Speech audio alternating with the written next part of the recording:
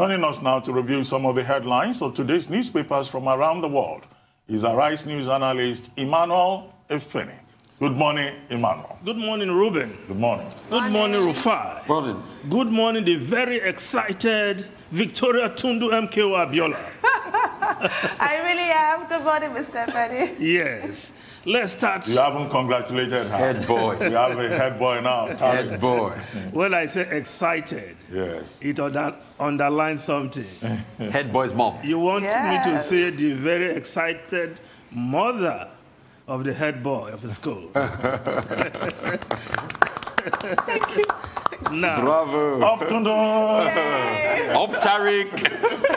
well, Ruben, if somebody is the grandson of MKO Abiola, he should not have problem writing a campaigning and winning an election at whatever level. Thank you, You're Mr. very Efeni. right. Yes. It's a DNA thing. Now, the lead story of this day, Nigeria's newspaper of record, the lead story again, UK parliamentarians propose sanctions against violators of protesters' rights, denounce fine on Arise News Channel, AIT, Channels TV, broadcast stations. Federal government, right CNN, demands retraction of Lekki shooting broadcasts. Now, of course, the UK Parliament yesterday debated the petition signed by 220,000 signatories in the aftermath of the alleged shooting of protesters at the Lekki Toll Plaza. And the debate went on and on. Sanctions, yes, but at least not against Nigeria as a country, but officials who are alleged to have played key roles in violating the people's rights during the EndSARS protests. Well, we'll see how the hammer comes down, and this is happening on a day the Minister of Information is writing to CNN about its report, a report which the organization, that is the CNN, has since stated that they are standing by their report. Well, the minister is doing something. I hope he will not be the one to respond to the UK Parliament, because we will need a more refined response perhaps from the Foreign Affairs Minister. But what the UK Parliament has done is what it is. Having debated that matter, they have come to the conclusion that they need to impose sanctions on government officials who they believe have a hand in the violation of the people's rights. Now, if we look at other newspapers, of course, the leadership newspaper, EndSARS, federal government right CNN, demands probe of Lekki report. Says story negates ethics of journalism capable of setting Nigeria on fire.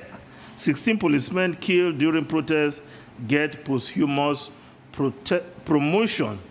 That is a good one from the police, that those men who died have not died in vain. And yes, it will not bring them back to life, but promoting them posthumously should also be some soothing balm to the families that lost their loved ones who happen to be policemen. Now, if we just move on to the Nigerian Tribune newspaper, yes, how Nigeria will exit recession by the federal government. 2021 budget lacks capacity to take Nigeria out of recession. House committee.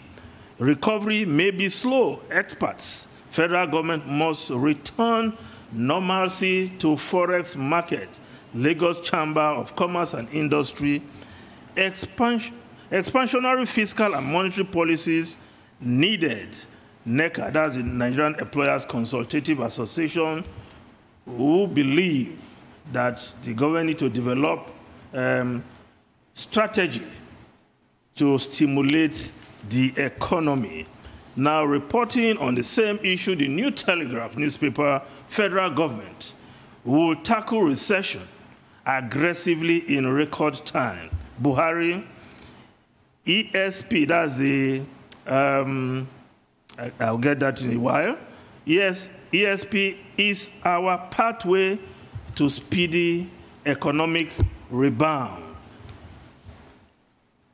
Economic sustainability plan. Yes, the economic sustainability plan is our pathway to speedy economic rebound. Government plans 15 trillion naira infrastructure fund, tax exemption. Minister, Nigeria will exit recession before March 2021. That will be good news if we can achieve that. Now, the Nation newspaper, how we will take Nigeria out of recession by government. Measures lined up by president. Minimum wage earners won't pay tax. That will be some music to Nigerian workers who are on that level of the minimum wage. Hopefully, that should put more money in their hands to spend and also help in stimulating the economy. But with inflation running high and the value of the naira also taking a plunge, I don't know how much is left in the hands of those who earn the minimum wage, which is even yet to be implemented by some states of the Federation.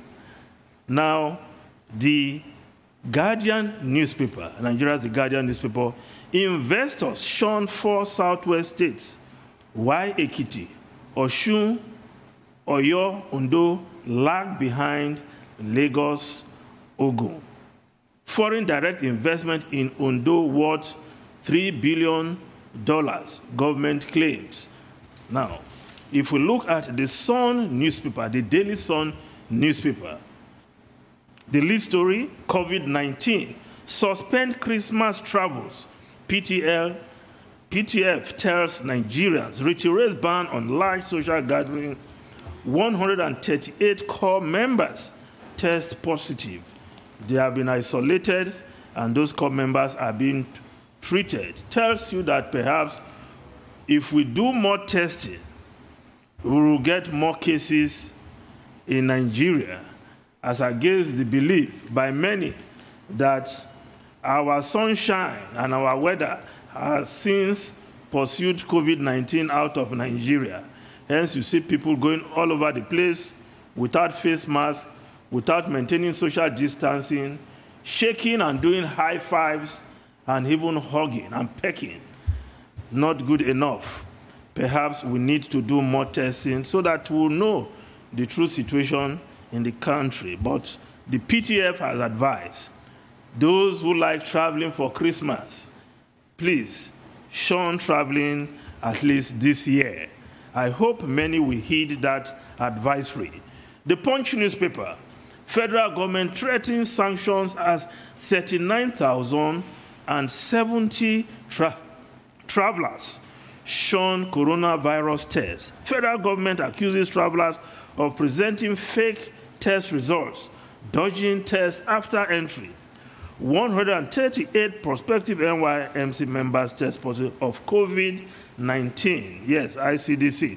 Global surge. Government warns against non-essential travel, says travelers may be stranded. Now, the Daily Trust newspaper.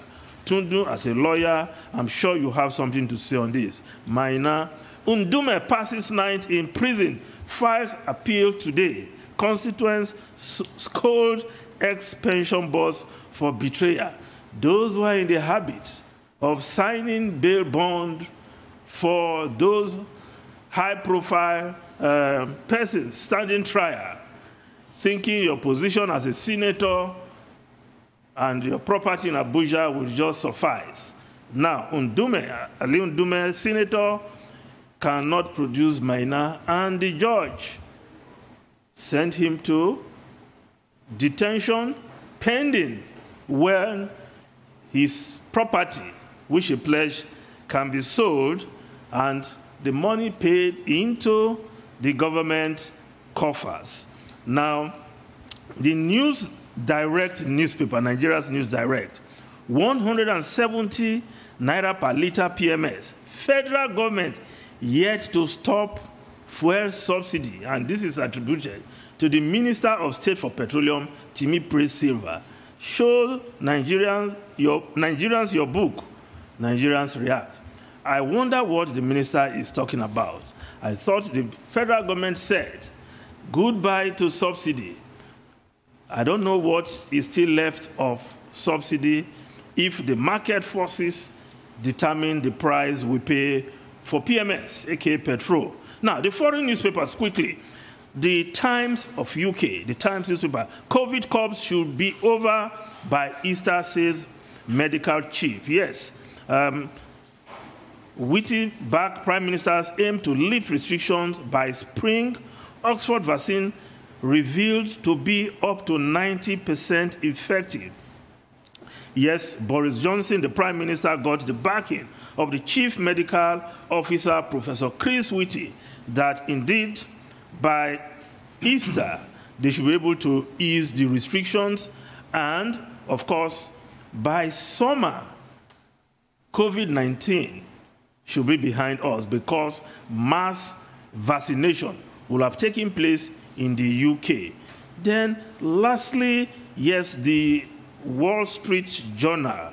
No, let's look at the Washington Post quickly. Trump relents, let transition proceed. Yes, effectively ends bid to reverse laws. President won't concede as political pressure grows. Yes, President Trump gave the go-ahead yesterday. The General Services Administration will now relate, as is expected, with the Biden transition team. Tundu, Rufai, and Ruben. I doubt whether there's still time. Okay. Well, maybe we should start with the front page story in this day. And key points to be made, just in case OG brings the same story later.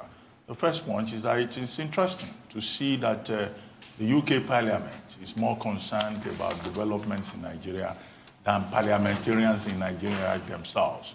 I'm not aware that there has been anywhere in any of our houses of assembly or the National Assembly the kind of robust, rigorous debate that we had, that we saw on television yesterday by parliamentarians from the United Kingdom. Secondly, I think we should commend the gentleman who kickstarted the process, a gentleman called Silas Ojo. In the aftermath of that October 20 incident in Lekki, Lagos, he was the one who put up this petition, trying to draw the attention of the international community, particularly the policymakers in the United Kingdom, to the situation in Nigeria. And the big takeaway from that is the fact that, look, we're part of an international community, and human rights law falls within, the province of the international order in terms of how governors, leaders relate with their people. The added point with regard to the UK is that we have Nigerians in the UK Parliament. Kate Osamo, MP from Coventry North, also at that end petitioned the government to ask how come about 10 million pounds that was provided for training for SARS, is now the same thing that has triggered crisis in Nigeria, and she wanted explanations.